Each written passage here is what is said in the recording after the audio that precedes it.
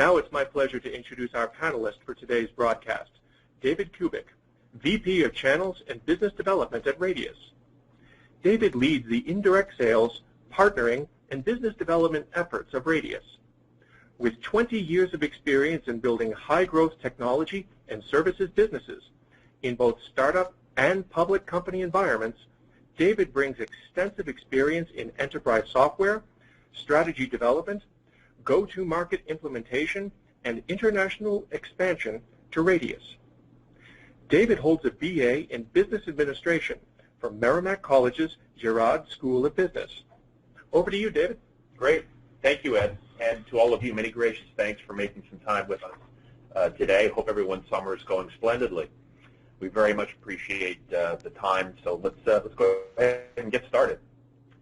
So I'd like to start off very basic, which is just talking about some very common sense things that unfortunately we often tend to forget.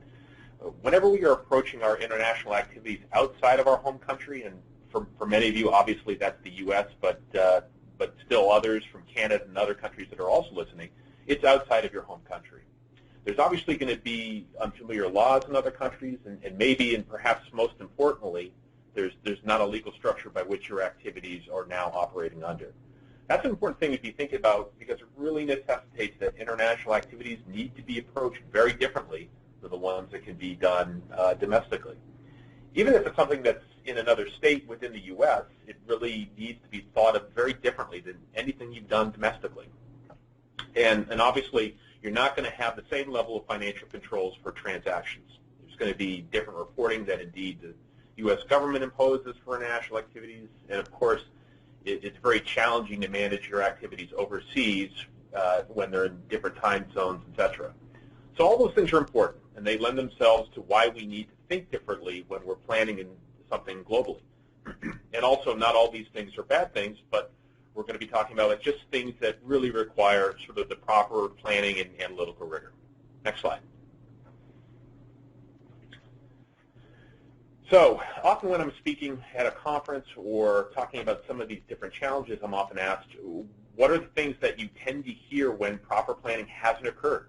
Because, of course, hindsight is 20/20, and usually things center around, I got into an agreement with a foreign partner that we really didn't know well, or we've been trying to use our own contract templates, our own employee agreements, our own contractor agreements that have been vetted here in the U.S., or even still in the home country by an attorney that has not necessarily taken into account the subtleties and differences in labor laws and other types of legal and contractual issues that may be applicable in a foreign country. And of course, often the employees or even the contractors that are working within that foreign country, it turned out that they weren't happy with their arrangements and came back to us. So there's a lot of, again, items that just lend themselves to sort of that proper planning. Okay, nonprofit organizations have been debarred by the U.S. government against receiving federal funding, and organizations have been banned by foreign governments to do business in country. So I'm often asked, what actually happens if rules aren't followed?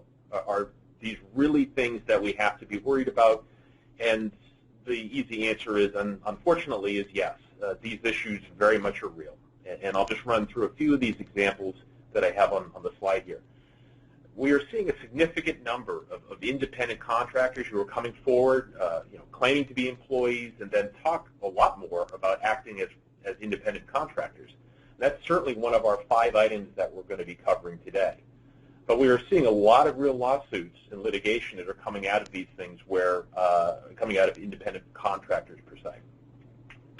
Another one is that foreign partners are being relied upon in a way that is becoming problematic for the home organization, and we're going to talk about that as well. The example that I usually have from an actual nonprofit here in the U.S. Who was reliant on a foreign partner.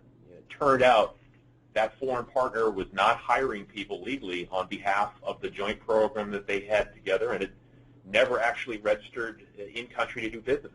And the years had passed. In fact, in this particular case, about 10 years down the road, they had a multi-million-dollar liability on their hands that was very much going to be something that the organization was going to be responsible for.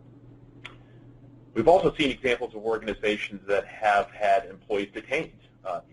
In In this particular case, it was an employee detained in India who was traveling on a tourist visa and was called out by a border security agent when trying to fly back to the U.S. and was not allowed to leave the country until they understood what exactly that person was doing there.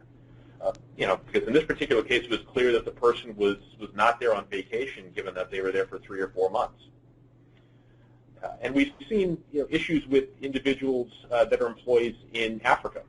Specifically, there was actually a case in Nigeria where dozens of employees who owed back taxes and fines because they had not been properly withheld by the U.S. organization who had hired them.